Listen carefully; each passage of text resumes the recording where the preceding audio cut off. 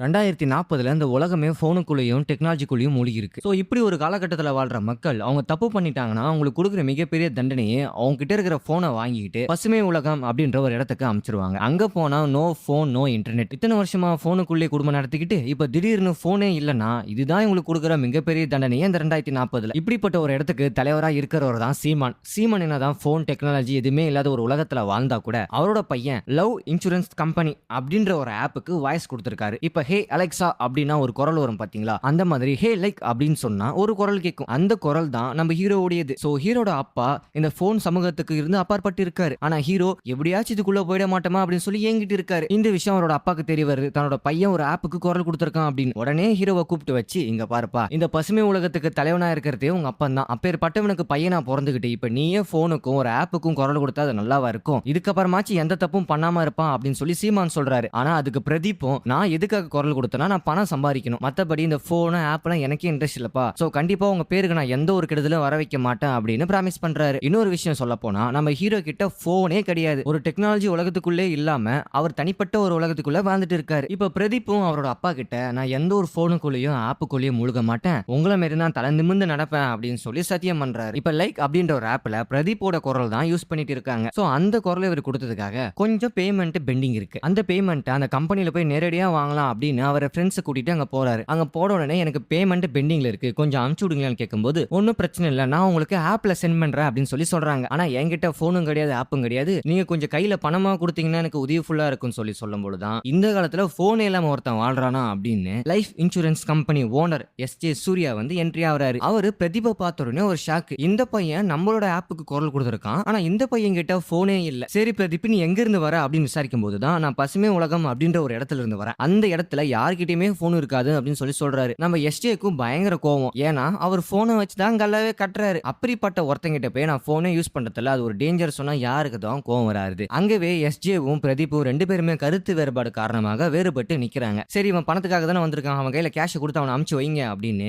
SJ கேஷ கொடுக்குறாரு. ஆனா போகும்போது, நீ கண்டிப்பா என்னைக்காச்சும் ஒரு நாள் போனை வாங்குவடா, அப்போ உனக்கு நான் யாருன்னு காட்டுறேன் அப்படின்னு அங்கவே ஒரு சவாலை ஒண்ணு போடுறாரு. பணத்தை வாங்கிட்டு வெளியே வந்தா ஜோனு மழை. மழை வந்தாலே என்ன தெரியுது? ஹீரோனி வரப்போறான்னு தெரியுது. ஹீரோனி வந்தா என்ன தெரியுது? நம்ம ஹீரோ அவளை நோக்குவான்னு தெரியுது. இப்போ ரெண்டு பேத்துக்குமே காதல் வரப்போகுதுன்னு தெரியுது. மழை வருது, நம்ம ஹீரோனி என்ட்ரி ஆகுறாங்க. நம்ம ஹீரோ கொடையை விரிக்கிறாரு. கொடைக்குள்ள ஹீரோனிய பார்த்த உடனே அவருக்கு ஒரு அப்படி ஒரு காதல். கட்டினா நான் இந்த பொண்ணை தாண்டா கட்டுவான் அப்படின்னு கிறுக்கு பிடிச்சி அலையறாரு. அந்த பொண்ணை பார்த்த மயக்கத்திலே ஹார்ட் அட்டாக் வந்து கீழே விழுந்துறாரு. ஹாஸ்பிட்டலையும் அட்மிட் ஆகி அதுக்கு பில்ல வேற தேய்க்கிறாரு. ஆனா இப்படிப்பட்ட ஒரு உலகத்துல ஒரு போனே இல்லாம ஒரு பொண்ணை கண்டுபிடிக்கணும் அப்படின்ற சாதாரண விஷயமே கிடையாது. அவர் எப்படி கண்டுபிடிப்பாரு அப்படின்றதே ஒரு சேலஞ்சா இருக்கு. அப்பதான் நம்ம ஹீரோனுடைய அம்மா ஒரு சின்ன ஒண்ணு தப்பு பண்ணிருப்பாங்க. ஆன்லைன்ல ஒருத்தரை ஸ்கேம் பண்ணி அவர் இறந்தே போயிட்டாரு. இப்ப பொதுவா இங்க யார் தப்பு பண்ணாலும் அவங்க கிட்ட இருக்கிற போனை புடுங்கி வச்சுக்கிட்டு பசுமை உலகத்துக்குள்ள அனுப்பிச்சிருவாங்க. அங்க நம்ம ஹீரோட அப்பா தான் தலைவர். அப்ப ஹீரோனோட அம்மா தப்பு பண்ண, ஹீரோட அப்பா அதை தட்டி கேட்க அப்படின்னு ரெண்டு பேருமே ஒரு இடத்துல மீட் பண்றாங்க. அப்படி மீட் பண்ணும் பொழுதுதான் பிரதீப்பும் தீமாவும் ரெண்டு பேருமே பேச ஆரம்பிக்கிறாங்க. தீமா, உங்க குரல் நான் எங்கேயோ கெட்ட மாதிரியே இருக்குன்னு சொல்ல,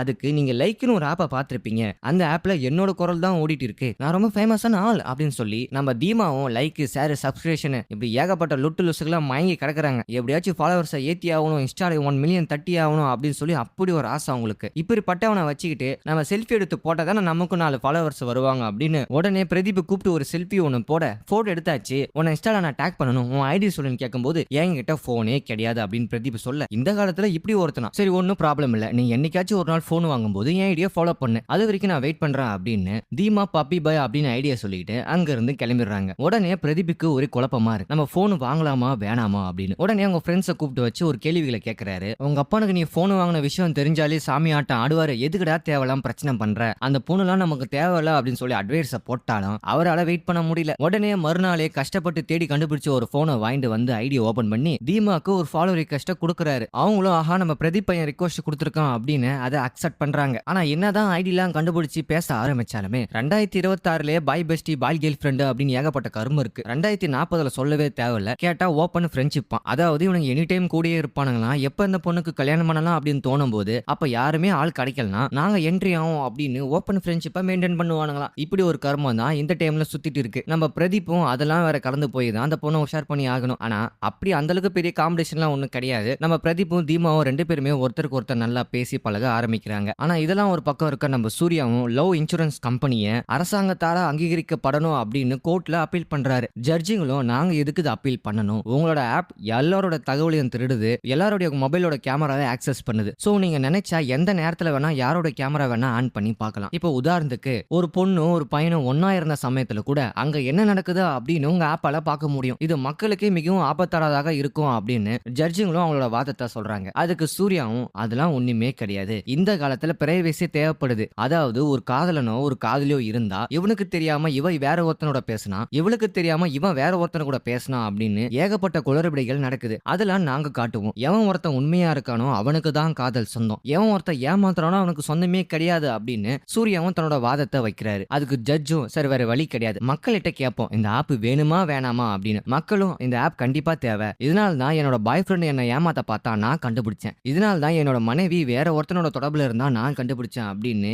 ஏகப்பட்ட பேருக்கு இந்த ஆப்புக்கு பாசிட்டிவான ரிப்ளை பண்ணேன். இதெல்லாம் கேட்ட உடனே ஜட்ஜும் சரி மக்கள் இந்த ஆப்பை விரும்புறாங்க, அப்ப கண்டிப்பா நாங்க அப்ரூவ் பண்றோம். ஆனா ஒரு வருஷம் நான் உங்களுக்கு டைம் கொடுக்குறேன், அதுக்குள்ள யாருமே இந்த ஆப்பை எந்த ஒரு குறையும் சொல்லக்கூடாது, யாருக்குமே இந்த ஆப் எதிராகவும் இருக்கக்கூடாது. யாருன்னா வந்து புகார் தெரிவிச்சா உங்களோட சப்ஸ்கிரைபர்ஸ் லிஸ்ட் கம்மியாகனா கண்டிப்பா நாங்க பேன் பண்ணுவோம் அப்படின்னு ஒரு ஜட்ஜ்மெண்ட்டை கொடுத்துறாங்க. சோ இதெல்லாம் ஒரு பக்கம் போயிட்டு இருக்கும்போது தான் நம்ம பிரதீப்பும் தீமாவும் ரெண்டு பேருமே ஒருத்தருக்கு ஒருத்தர் நல்லா பழக ஆரம்பிக்கிறாங்க. அந்த டைம்ல ஒரு பார்ட்டி ஒன்று நடக்குது. தீமாவுக்கு ஒரே ஒரு ஆசை தான், எப்படியாச்சும் இன்ஸ்டால 10 மில்லியன் ஃபாலோவர்ஸை ரீச் பண்ணணும் அப்படின்னு. ஆனா எவ்வளவுதான் அவங்க முட்டி முட்டி செல்ஃபி வீடியோவை எடுத்து போட்டாலுமே அவங்களுக்கு ரீச்சே கிடைக்கல. இதை கேள்விப்பட்ட நம்ம பிரதீப்பும் இதாண்டா டைம், நான் அந்த பொண்ணை இம்ப்ரெஸ் பண்றேனா அப்படின்னு அந்த பார்ட்டியில ஒரு நீச்சல் குளம் ஒன்று இருக்கும், அந்த குளத்து மேல நீ நடந்து போமா, கீழே ஒரு கண்ணாடி கிளாஸ்ல நான் உன்னை தாங்கிக்கிறேன் அப்படின்னு தீமாவை அந்த குளத்து மேல நடக்க வைக்கிறாரு. கீழே அவர் தாங்கி பிடிக்கிறாரு. சோ இதனால அங்க இருக்கிற மக்கள் எல்லாருமே பாரு அந்த பொண்ணு தண்ணி குளத்து மேல நடந்து போகுது அப்படின்னு செல்ஃபி வீடியோ எடுத்து அதை சோஷியல் மீடியாவில் அப்லோட் பண்ண பயங்கர ரெஸ்பான்ஸா இருக்கு. சோ இதெல்லாம் பார்த்த நம்ம தீமாவும் பரவாயில்லையே இந்த பிரதீப் பையன் நமக்காக இவ்வளவு பண்றானே அப்படின்னு சொல்லி அவங்களும் ரைட்டா இம்ப்ரெஸ் ஆகுறாங்க.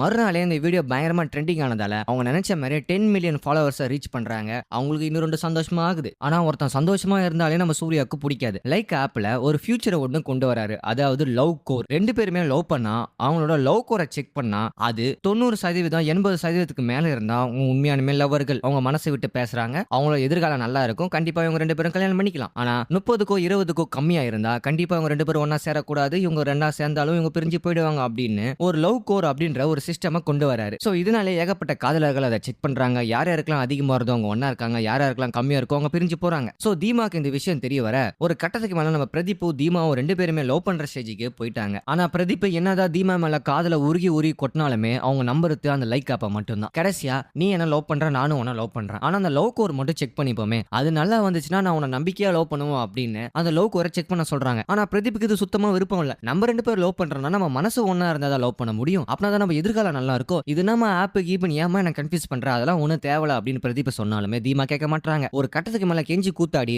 ரெண்டு பேருமே லவ் கோரை செக் பண்றாங்க. ஆனா அங்க வந்தது என்னமோ 3 தான். ஆக்சுவலி பார்த்தா 90க்கு மேல தான் வந்திருக்கணும், ஆனா 3 வந்திருக்கு. சோ இதனாலேயே தீமாக்கு ஆஹா நம்ம லவ் செட் ஆகுது பாரு 3 வந்திருக்கு, சோ அப்ப கண்டிப்பா நம்ம ரெண்டு பேத்துக்கும் செட் ஆகுது அப்படின்னு லெட்ஸ் பிரேக் அப் அப்படின்றாங்க. நம்ம பிரதீப்புக்கு ஒரு நிமிஷம் தலையே சுத்திருச்சு. யாருமா நீ, யார் பெத்த பொண்ணுமா நீ, ஒரு ஆப் சொல்றதுல கேட்டுலாம் இப்படி பிரேக்கப் பண்றே, இதெல்லாம் நியாயமாமா அப்படின்னு எவ்வளவுதான் கெஞ்சி கூத்தாடனாலும் தீமாவும் நான் அந்த ஆப் பேச்சை தான் கேட்பேன், அந்த ஆப் சொன்னாதான் நான் லவ் பண்ணுவோம் அப்படின்னு அங்கே பிரேக்கப் பண்ணிட்டு போயிடுறாங்க. உடனே பிரதீப்புக்கு பயங்கர கோவம், இந்த லைக் ஆப்ல தானே என்னோட லவ்வே பிரேக்கப் ஆச்சு அப்படின்னு இந்த ஆப் நான் போய் மக்களிடம் நிரூபிக்கிறேன், அது மட்டும் இல்லாம உன்னோட நடுத்தருவுக்கு கொண்டு வரண்டா அப்படின்னு அங்கேயே சவால் போடுறாரு. இன்னும் 30 நாள்ல என் ஆளை நான் கரெக்ட் பண்ணி இந்த லைக் ஆப்லாம் சும்மா மனசும் ஒன்னா சேர்ந்தா மட்டும் தான் காதலிக்க முடியும் அப்படின்னு நான் நிரூபிச்சு காட்டுறேன் அப்படின்னு அங்கவே பயங்கரமா கத்துறாரு. இன்னொரு பக்கம் எங்கடா என் புள்ளைய ரொம்ப நாளா ஆளை காணமே அப்படின்னு நைனாவும் கரெக்டா அந்த இடத்துக்கு ஸ்பாட்டுக்கு வந்துடுறாரு. ஒரு பக்கம் காதலி பிரேக்கப் ஆக, இன்னொரு பக்கம் நடு ரோட்ல ஒரு போனு கிட்ட நம்ம பிரதீப் கத்திட்டு இருக்காரு. இதெல்லாம் நடக்க கூடாதுன்னு நினைச்சனோ அதெல்லாம் நடக்குது அப்படின்னு அவர் அப்பாவும் இதை பார்த்து ஃபீல் பண்றாரு. ஒரு பக்கம் காதலி, ஒரு பக்கம் அப்பா, ஒரு பக்கம் ஆப் அப்படின்னு தன்னோட வாழ்க்கையில மிகப்பெரிய ஒரு துயரமான சம்பவத்துல நம்ம பிரதீப் மாட்டிக்கொண்டு சிக்கி தவிக்கிறாரு. ஆனா இங்கதான் ஒரு மிகப்பெரிய ட்விஸ்ட். 30 நாள் கழிச்சு இந்த ஆப்பை